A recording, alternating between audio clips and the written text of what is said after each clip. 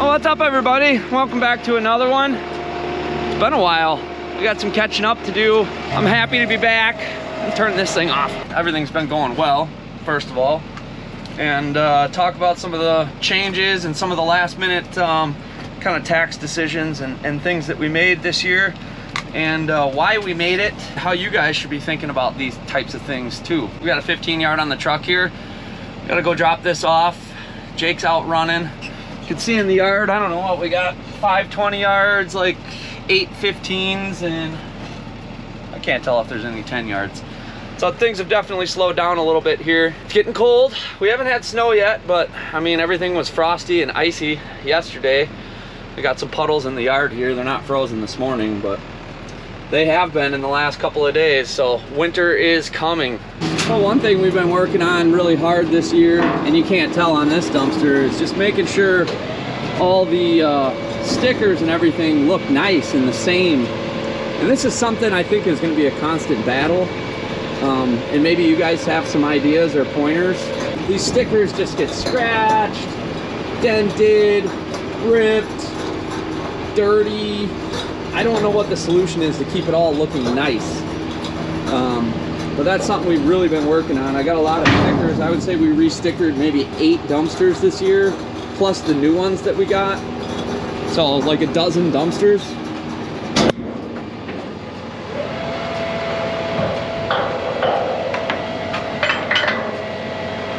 And I think that's something we're just gonna have to do like constantly. I don't think, you know, whether we get new dumpsters or are redoing old ones. Like a lot of the dumpsters that we're re-stickering, some of them are older, some of them are only like 5 years old. So it's like, is that how it's gonna be every 5 years that we have to, you know, clean stickers off and, you know, put new branding, basically, whatever, lettering, stickers, whatever you wanna call it, on the dumpsters.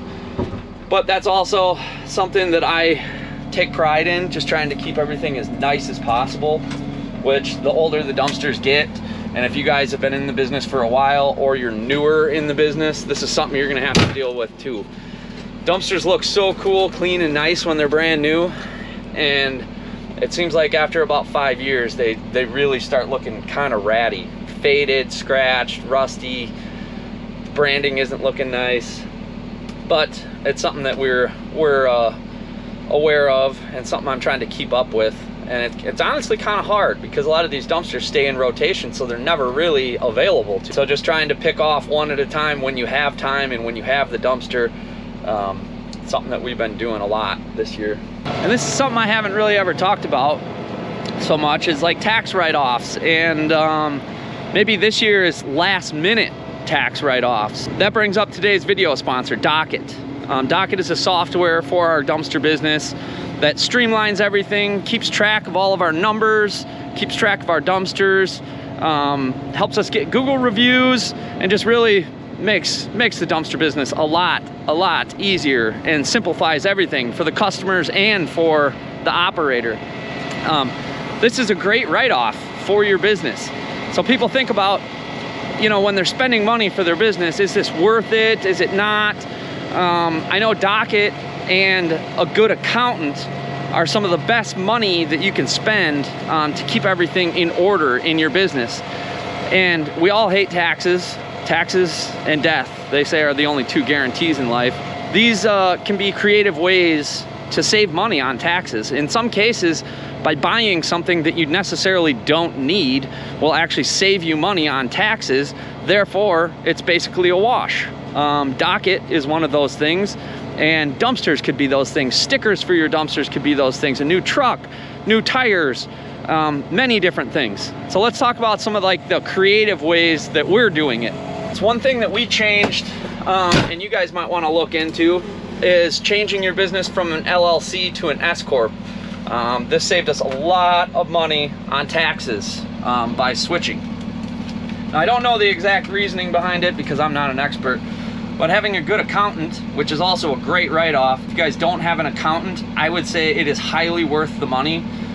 It'll help you understand taxes and some of the write-offs and things that maybe you're missing. And in order to have a good accountant, and a happy accountant, you need to know your numbers. That's where Docket comes in. Docket keeps track of all of our expenses and all of the money coming in and going out. That's the information that we give over to the accountant. If you guys don't have something like that, you're probably, you know, and I've done this in business in the past too, keeping track of everything kind of archaically, and that can hurt you. I know the first year I hired an accountant and they charged me like $7,000, and I was like, oh my God, that is just absurd for $7,000. But they saved me $20,000. So just like they always say, you got to spend money to make money. This is kind of true. This truck that I'm in last year, that we bought last year, tax-wise, paid for itself for the first 2 years of its existence, right? Just by tax savings. This year, we're ordering more dumpsters, and we're ordering a new dumpster trailer. We don't need dumpsters necessarily, and we don't need a dumpster trailer, right? But we're doing this specifically because of tax implications, right? We can get rid of the old trailer, get rid of old dumpsters if needed, and bring in the new stuff. Now, a lot of times people are scared to spend money because they don't need something. Well, it's not always because you need it. In a lot of cases, it's because you need it for a tax write-off. If you guys have been in business for, say, let's say 5 years, you know, you started with the YouTube craze around 2020 and stuff like that, a lot of your things that you're depreciating on your taxes are probably fully depreciated. When that happens, it's time to move in some new stuff. Well, let's go get this dropped off, and we'll talk about some of the other, I guess, creative ways to spend money, which sounds so stupid, but this is how business works. Spend money, save money, pay taxes, or spend it. Like, it's one of those things. It's hard to understand and get a grip on. It's hard to swallow until you understand it, I guess, until you see the results. Some other creative ways you can change how your write-offs work. One thing that we've done, whether it's like insurance, or there's lots of different things that you'll pay for throughout the course of the year that you can change how or when you pay for them. Insurance is a big one. So a lot of times when you get like your policy for the year, you can pay it monthly, you can pay it like biannually, or you can pay it like annually.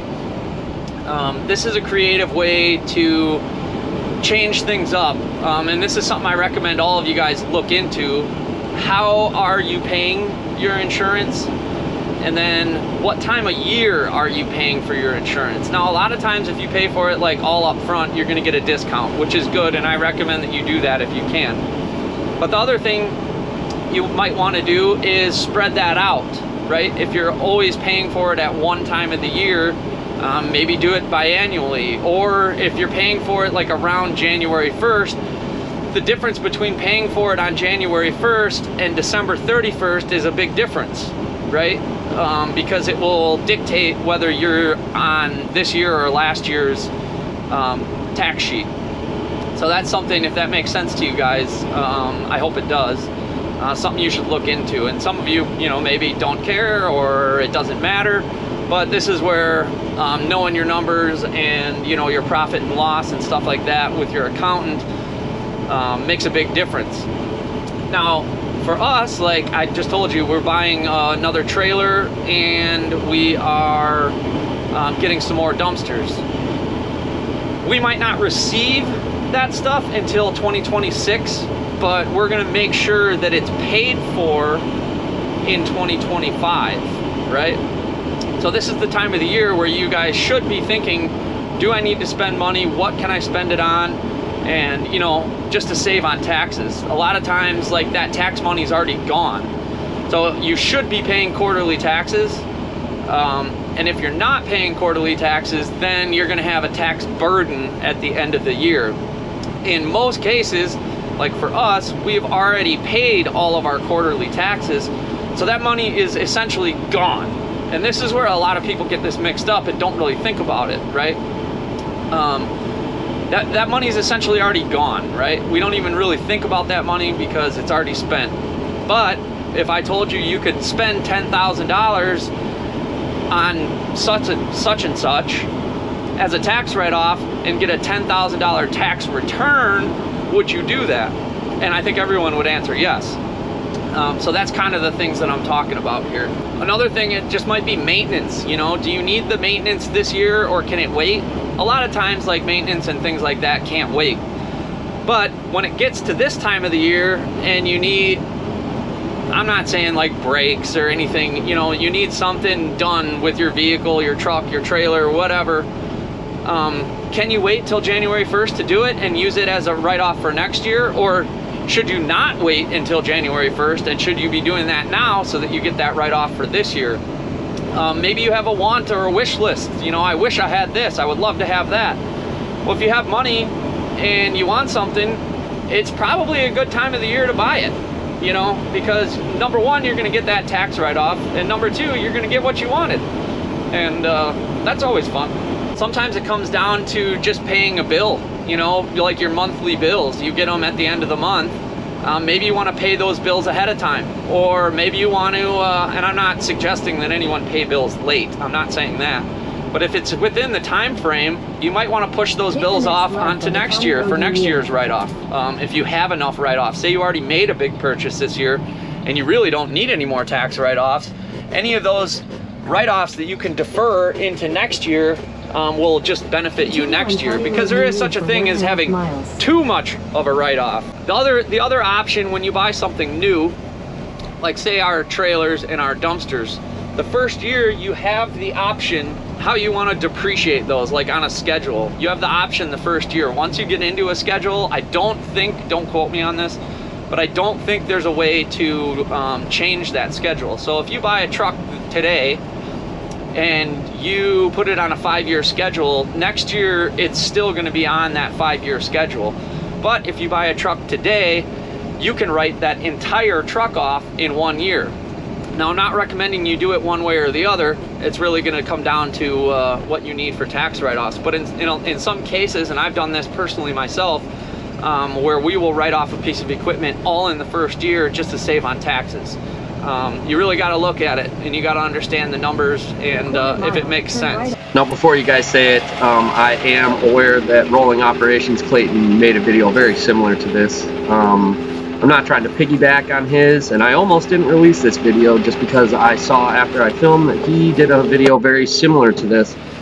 This is, you know, my 2 cents, and he had a lot of great insight in his video as well. I'll leave a link to his video down below. Let me know what you think.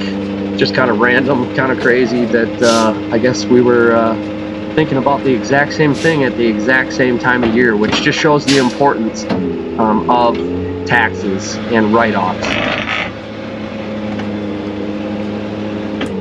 gonna pick this one up, take her, and bring her right back. I guess to finish this video out, now's the time of the year to spend money. That November, December, January. But when you spend it and how much you spend is gonna dictate your tax burden. I would assume most businesses at this point, once you're established, you're gonna be paying some taxes. And so the level of write-off that you need to defer those taxes or to pay less in taxes is gonna be different. Number one thing I would recommend, if you do not have some sort of tax person, some sort of accountant, you're gonna need that, because that's gonna help you understand, unless you have a background or you know that kind of stuff. They're gonna help you understand how all this works. And this time of the year, our businesses should be as flush with cash as they will ever be.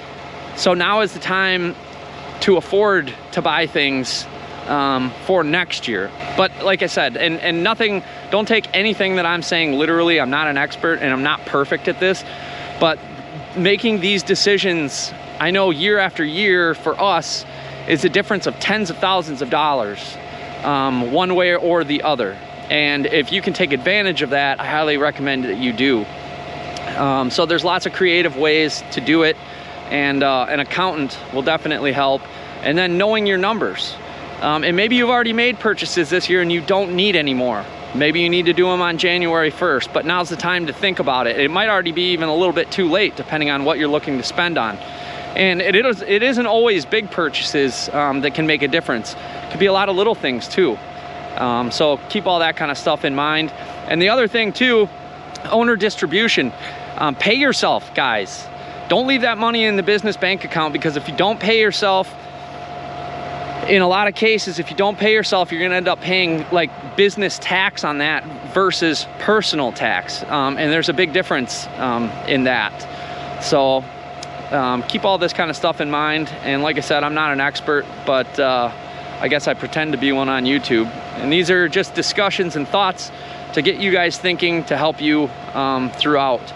And I'm not an expert. That's why I have a good accountant, and that saved me a lot of time, a lot of money, a lot of frustration and headaches throughout the years.